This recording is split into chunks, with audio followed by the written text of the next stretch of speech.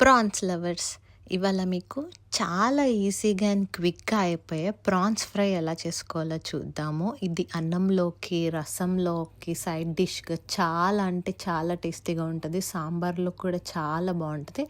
ఖచ్చితంగా ట్రై చేయాల్సిన రెసిపీ మీరు.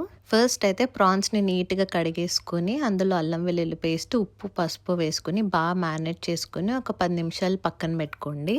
ఇప్పుడు స్టవ్ మీద ఒక పాన్ పెట్టుకుని అందులో మనం ముందుగా మ్యారినేట్ చేసుకున్న ప్రాన్స్ వేసుకుని ఆ ప్రాన్స్లో వాటర్ మొత్తం ఇంకిపోయేంత వరకు మూత పెట్టుకుని ఒక 10 నిమిషాల వరకు ఉడికించుకోండి. ఈలోపు కర్రీ కోసం ఒక మిక్సీ జార్ తీసుకుని అందులో ఉల్లిపాయలు, పచ్చిమిర్చి, జీలకర్ర వేసుకుని పేస్ట్ చేసుకుని పక్కన పెట్టుకోండి. ఇప్పుడు ప్రాన్స్ ఒకసారి చెక్ చేసుకోండి, వాటర్ మొత్తం ఇంకిపోయే వరకు. ఇప్పుడు దాన్ని పక్కన పెట్టుకుని స్టవ్ మీద ఇంకో పాన్ పెట్టుకుని అందులో ఆయిల్ వేసుకుని జీడిపప్పు వేసుకుని బాగా గోల్డెన్ బ్రౌన్ వచ్చేంత వరకు ఫ్రై చేసుకోండి.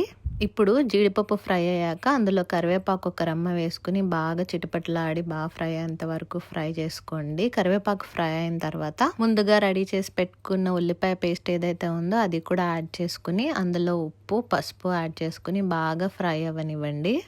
ఉల్లిపాయల్లో నుంచి పచ్చివాసన పోయి బాగా ఫ్రై అయ్యి మంచిగా నీట్గా గోల్డెన్ బ్రౌన్ వచ్చేంత వరకు ఇలా ఫ్రై చేసుకున్నాక ఇప్పుడు అందులో తగినంత కారం మీ స్పైస్కి లెవెల్కి అండ్ ధనియాల పొడి కూడా యాడ్ చేసుకుని బాగా ఫ్రై చేసుకోండి.